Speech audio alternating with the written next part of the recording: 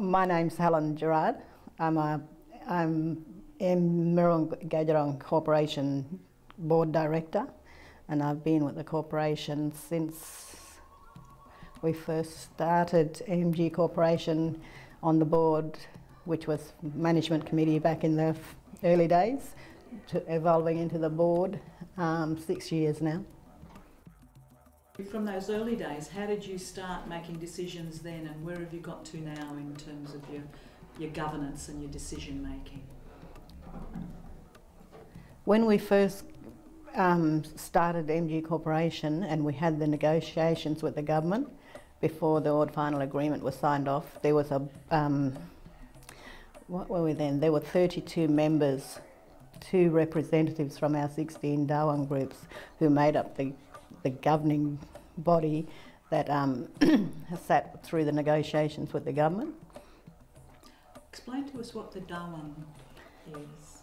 Okay, your Dawang groups are your 16 TO groups that belong to each native title area within the Mirrong country.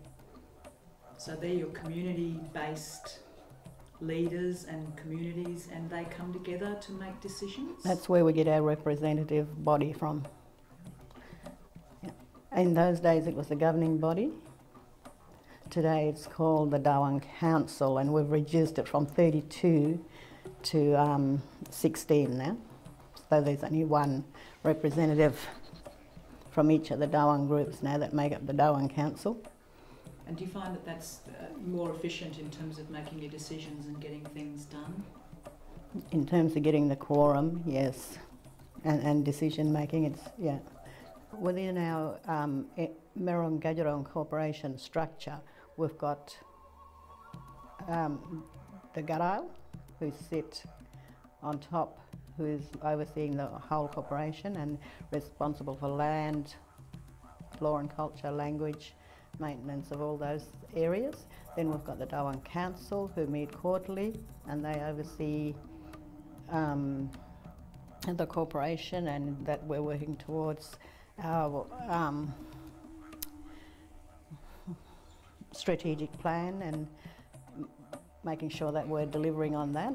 And then we've got the board who meet, who's a board of 5, consists of 5 MG directors and 2 independents, and we meet every month, and we're the main engine room of the corporation. We're the leaders. What we do is we've got the Dawang Council that has the one rep from each of the Dawang groups. Their role and responsibility is to feed information from the Dawang Council, because they're getting information from the board and the trusts and the Board Enhancement Scheme, which is our social arm dealing with their social problems, and then the Parks Council. All the reports going to the Dawang Council on the quarterly basis, and then it's the reps on the Dawang Council who feed the information back to the people on the ground. Okay. But then you've got your directors within all those separate arms who should be feeding information out to people on the ground as well, our members.